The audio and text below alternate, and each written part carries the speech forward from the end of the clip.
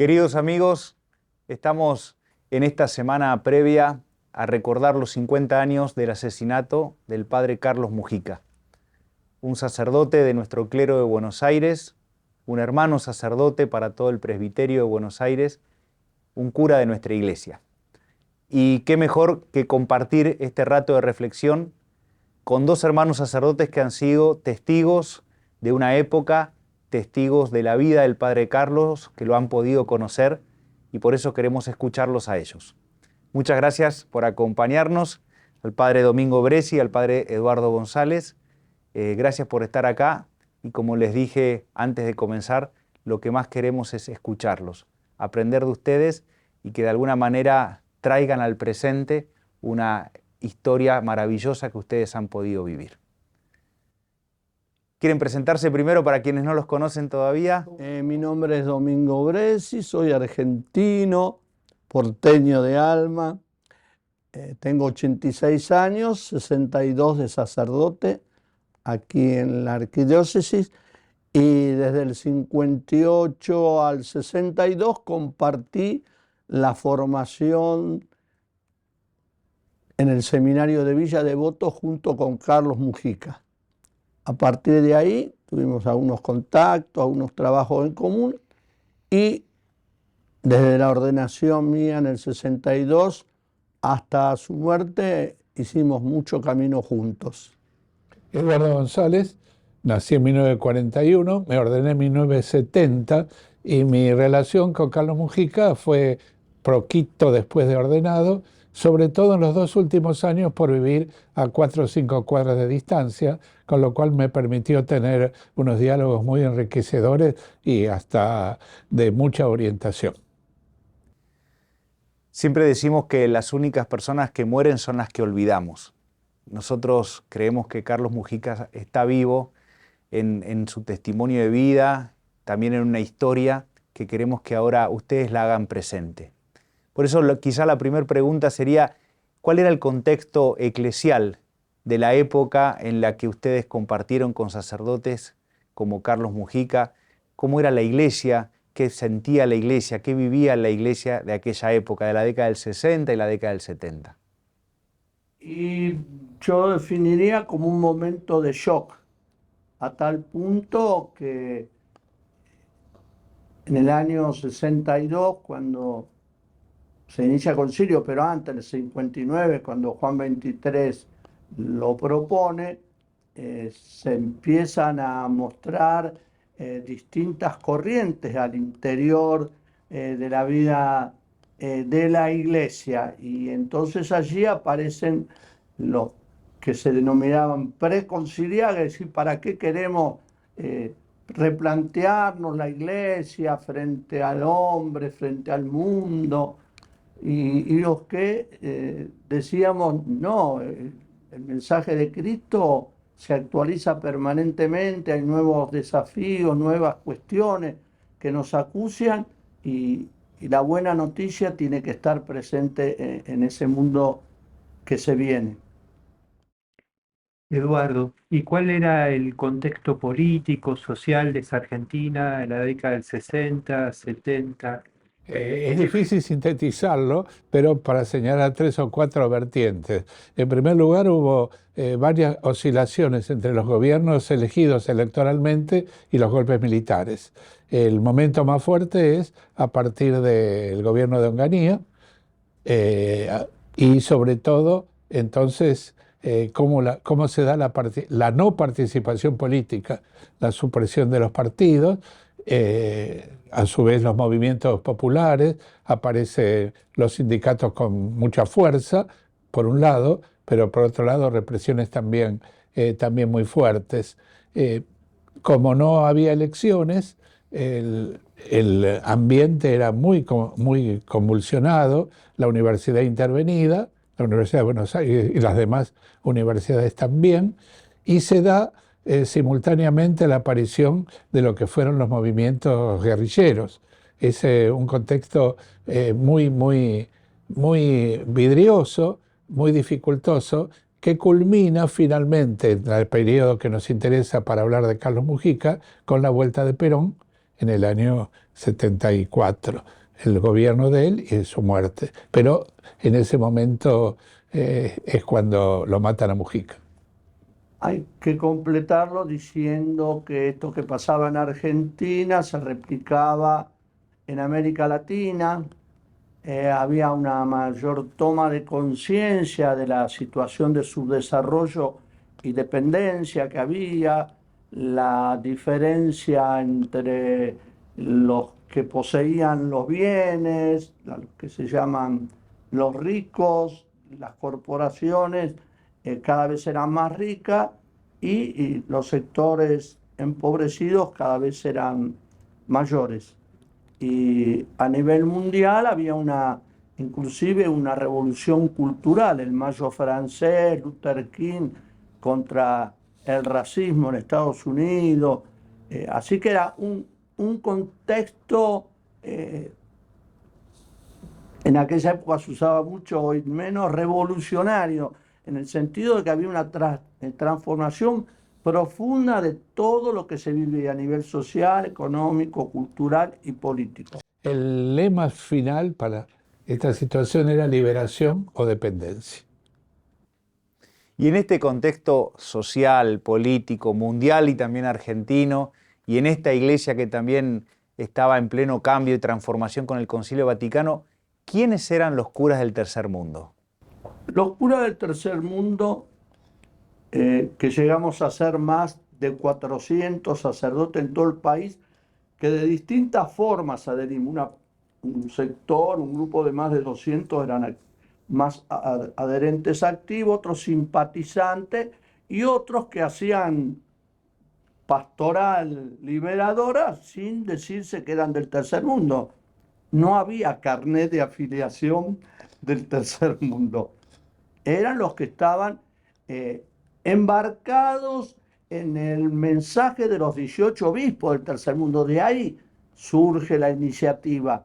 En Argentina teníamos la problemática nacional mucho, un poco latinoamericana, por la figura del Che en Cuba, que en el 59 había ganado la revolución. Así que los sectores medios de la clase media, media alta, se nacionalizaban, se peronizaban.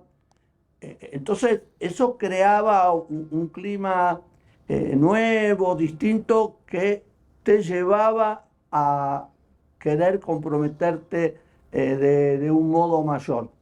Y después existía, como decían los obispos del tercer mundo, cada vez se notaba que había más pueblos empobrecidos y oprimidos dentro del contexto mundial, que era la 2/3 parte del mundo.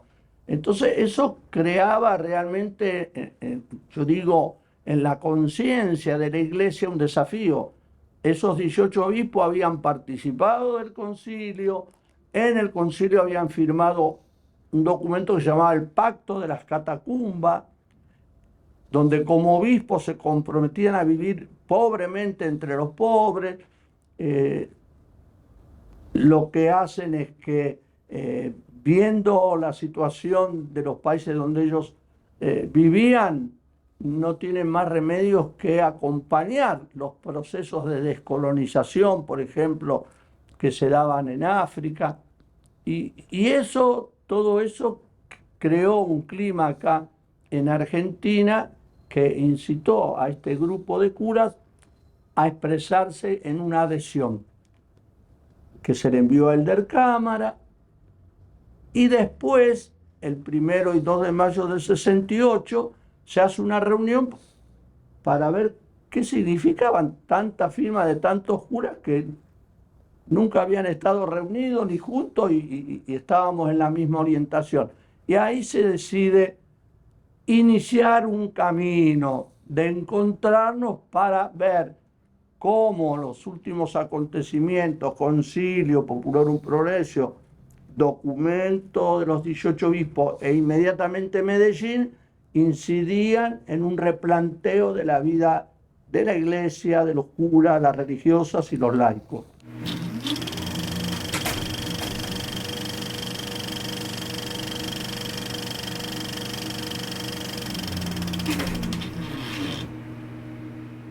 ¿Cómo conocieron al padre Carlos Mujica? Cuando digo conocerlo, bueno, ¿cómo entraron más en amistad, no la primera vez que lo vieron, sino esa cercanía más de corazón a corazón, por decirlo de alguna manera? Yo lo conocí a primera vista porque recién ordenado fui a la primera reunión de los curas del Tercer Mundo y estaba, y ya él tenía cierto prestigio y a mí me pareció algo fascinante encontrarme con esta personalidad, que no era solo él, era todo el grupo, tenía su... Lo que pasa es que los medios le han destacado mucho y destacamos mucho la figura de él y su asesinato le da una imagen muy fuerte. Yo tuve entonces la ocasión después de ir, a partir de hacer viajes juntos y de estar en las reuniones, porque Carlos tenía esta característica: cuando iba a actuar preguntaba antes qué hacer, qué sugeríamos. Era un hombre muy orgánico y consultaba a todos, entonces a mí también, y a mí me gustaba explicarle, a veces hasta me daba cierta vergüenza explicarle a Mujica qué es lo que tenía que decir, pero ahí fui aprendiendo. Lo que yo quiero señalar, que me parece una anécdota que hace también al conocimiento, sobre todo en los 2 últimos años que vivíamos tan cerca, al terminar las reuniones, él tenía la costumbre de repartir, había pocos curas con auto, creo que en Buenos Aires era el único, repartía a todos los que estaban en la reunión y después nos volvíamos, como estábamos juntos. Él era muy entusiasta de los helados, entonces me invitaba a comer un helado, y un día estaba comiendo el helado, salimos de la heladería y en una de las revistas estaba la foto de él, pero como se acostumbraba en aquel entonces, el diariero había puesto todas las revistas así distribuidas de tal manera que él sale y se encuentran como unas 15 revistas. Entonces, contento, claro, es una cosa linda, dijo: ¿cómo me gusta salir en las primeras planas? Y ahí se dio cuenta que había dicho algo que uno diría hoy día una fanfarronada, pero él se dio cuenta, me miró y me dijo: y también esto le pido a Dios, que sirva para el pueblo. Qué lindo. Domingo, ¿cómo lo conociste a Carlos? Mira, lo conocí vinculado a la pastoral de Villas, que justo en el 68 el arzobispo Aramburu crea el equipo de pastoral de Villas. Entonces yo no vivía en una villa, pero estaba vinculado a través de la parroquia, así que nos tratábamos, nos reuníamos en la villa, participaba de jornadas en la villa. Y después, cuando se crea el Tercer Mundo, casi simultáneamente, en el 68, en aquel momento el equipo de pastoral de Villa integraba el movimiento de sacerdotes para el Tercer Mundo. Era una rama más, digamos. Estaban los capellanes, los profesores, los párrocos, los capellanes de cárceles, de hospitales, cada uno en su tarea, pero que era lo que nos unía en aquel momento, que empezaba a surgir con más fuerza, la causa del pueblo. Y en esa causa del pueblo, el corazón de ese pueblo, que eran los pobres. Esa era la definición. ¿Qué huella dejó el padre Carlos en la gente, en el barrio y en los curas también? O incluso en ustedes, ¿qué huellas dejó? En el barrio dejó una huella hasta el día de hoy, ¿no? Es cuestión de recorrer un poquito esos lugares. Pero la primera huella, en realidad, a partir de su muerte, no aparece en el ambiente eclesiástico. Los primeros que empiezan a poner nombre y recuerdan su figura son los ambientes educativos, las escuelas de barrio, los clubes de barrio. Después algunas parroquias se atreven a ponerle el nombre, pero en el primer momento la huella es la huella de la gente.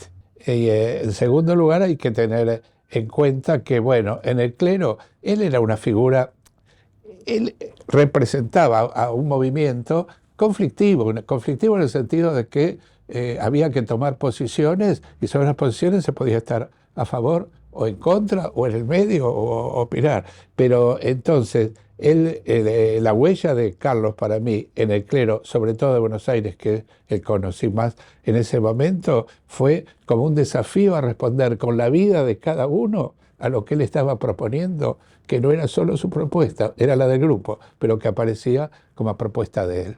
Yo quisiera recordar como le decía a la producción antes, dos hechos que quedaron en olvido. Uno muy cerquita de acá, frente a la Casa Rosada. El 22 de diciembre de 1968, en pleno ejercicio del gobierno militar, cuyo jefe era Onganía, ese gobierno propone un plan de erradicación de villas muy drástico. Entonces, los curas de Capital y Gran Buenos Aires, que formábamos lo que se llamaba la regional, había 5 regionales en todo el país, decidimos, uniéndonos, aunque no estuviéramos en la villa, uniéndonos a ese objetivo, hacer una expresión pública. Y entonces está aquí que se realiza el primer piquete clerical. Frente a la Casa Rosada, 21 curas, incluido Carlos Mujica y otros prohombres del clero y religiosos también, nos paramos frente a la Casa Rosada, invitando previamente a los medios, como correspondía, para que eso trascendiera, y 2 curas, de Héctor Botán y Roberto Dorta, que era un religioso, se presentan en la mesa de entrada de la Casa Rosada para entregar ese reclamo nuestro contra la erradicación de la villa. El otro dato significativo, ya era tradicional la peregrinación a Luján. Bueno, los villeros organizan la primera peregrinación de villas y villeros a Luján. Y la consigna de un año fue transformar las villas en barrios obreros. Y lo último, porque hace a la vida de la arquidiócesis, que en el año 1972, ante un grupo de más de 100 sacerdotes de la arquidiócesis que le piden al cardenal Aramburu que frene las expresiones del movimiento, muy disgustado particularmente con Carlos, pide que nos sancionen. Y entonces, con muy buen criterio, Aramburu convoca una reunión del clero que se realiza en la Casa Nazaret, que está a la vuelta de la iglesia Santa Cruz. Y ahí durante 6 sesiones durante el año debatimos los pro y los contra del movimiento, los contra Membiel y los pro Vernaza. Después de eso, una participación de todos los que estaban ahí, muy respetuosa, muy tranquila, muy clara, donde expresábamos esta convulsión que vivíamos todos, de una iglesia que estaba viviendo en un mundo convulsionado. Ahí está después donde se acentúa lo preconciliar y posconciliar, porque estaban en juego cuestiones teológicas serias en esto, eclesiología, cristología, bueno. Y entonces se hacen esas reuniones y a fin de año el cardenal Aramburu resuelve que no hay motivos para sancionar a los curas para el tercer mundo y dice, bueno, con cariño y con cuidado, cada uno siga su camino. Hay una anécdota sobre este encuentro.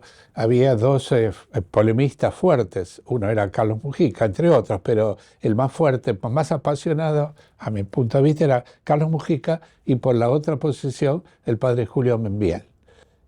Discutían fuerte, los dos, casi uno diría, qué fuerte que discuten, casi parece una pelea.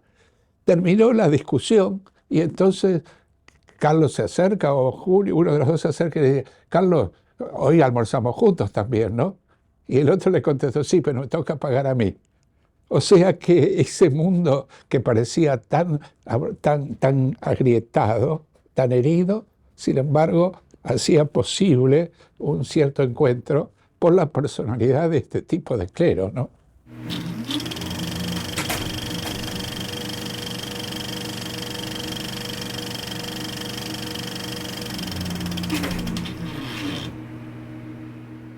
Eduardo, Domingo, ¿Cuál les parece que es el legado del padre Carlos Mujica para hoy?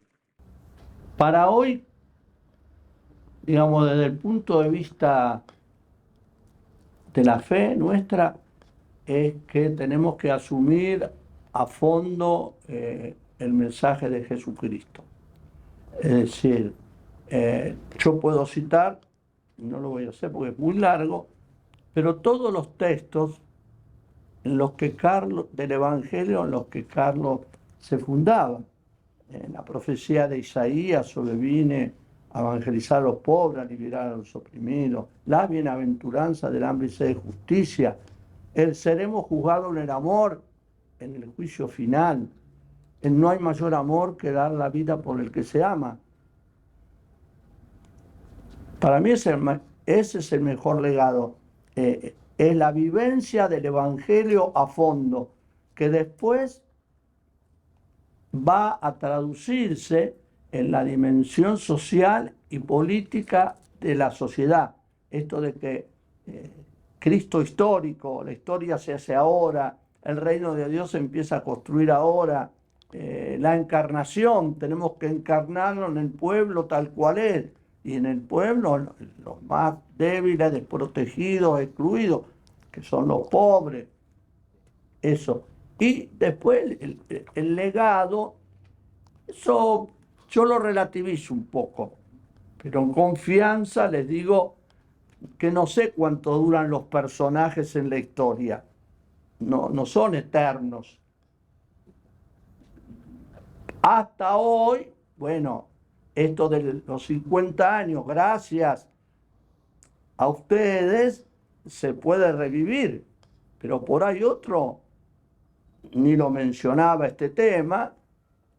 Acordémonos que la primera misa en la que participa un obispo fue a los 25 años, que fue el actual Papa Francisco, en la parroquia San Francisco Solano, que presidió la misa. Y después él propuso que su cuerpo, que estaba en el Panteón del Clero en Recoleta, fuera trasladado a la capilla de Cristo Obrero en la villa. 25 años hubo un manto de silencio respecto a ustedes lo levantan ese manto, lo corren, y creo que hoy da pie a que mucha gente lo mire a Carlos y lo diga, bueno, qué testigo de Jesucristo y bárbaro que tuvimos. Y como dice un cartel de un grupo que difunde mucho lo de Mujica, hoy a mucha gente Carlos los inspira, los interpela y los compromete. De hecho, hay muchas, como dijo Eduardo, hay muchas instituciones y grupos que toman el nombre de Carlos. Veremos cómo continúa esta historia, pero digo, aún siguiendo la línea de Carlos, sí importa la figura de él, pero sí lo que él representó, lo que él manifestó. Esta opción por el Evangelio en estas dimensiones que no se suelen tener tan en cuenta y que es esencial en el Evangelio de Jesucristo. Resonancia social es la que deja Carlos, la resonancia social del Evangelio. Eso de leer el Evangelio y de ahí sacar consecuencias políticas, sociales, culturales, aún religiosas, porque aún desde el mismo Evangelio se puede cuestionar aspectos de la religión, de lo religioso que corresponde cuestionar. Eso por un lado. Y después dos actividades que siguen presentes con la figura de Carlos. Una, todo el trabajo de las villas, de la presencia pastoral en las villas. Eso es una novedad. No solo por los curas villeros, sino aún por la atención pastoral en las villas de las parroquias que tienen en sus jurisdicciones villas y que la tienen en cuenta como una presencia. Y la tercera, que yo voy encontrando en los equipos de pastoral social, ahora, cuando hablan, le dan una dimensión de mordiente histórico, social, político, cultural, del sufrimiento del pueblo. Todo eso yo digo, me digo a mí mismo, ¿no? Detrás de esto está Carlos. o su espíritu, o dicho mejor, detrás de esto está el Evangelio. Muchísimas gracias. Gracias por su testimonio, gracias por su sacerdocio, por su ministerio. Gracias por no guardarse esta maravillosa y hermosa historia, sino querer compartirla con todos nosotros. Y les quería pedir para terminar, si no nos dan ustedes una bendición a todos nosotros, a los que estamos en este momento escuchando, bueno, que sea una bendición con toda esa historia maravillosa que nos cuentan y con este presente en el que queremos recordar especialmente los 50 años del asesinato de este gran cura de nuestro clero, Carlos Mujica. Domingo, vos que sos el más antiguo. Bueno, pero los dos, Sí, sí, ahora sí, se sí. acostumbra Sí, a hacer bendiciones comunitarias, así que levantemos las manos los dos y unidos a nuestro querido hermano, que si estaría acá intervendría y diría más cosas. Le pedimos que en estos momentos difíciles de la patria, Él nos dé fuerza, nos ilumine, nos acompañe, tanto como Él hacía a los sectores de la iglesia, a los sectores que se querían comprometer con el mundo de los pobres, que nos bendiga y esté siempre con cada uno de nosotros. Amén. amén. Muchísimas gracias, de corazón. Gracias. Muchas gracias.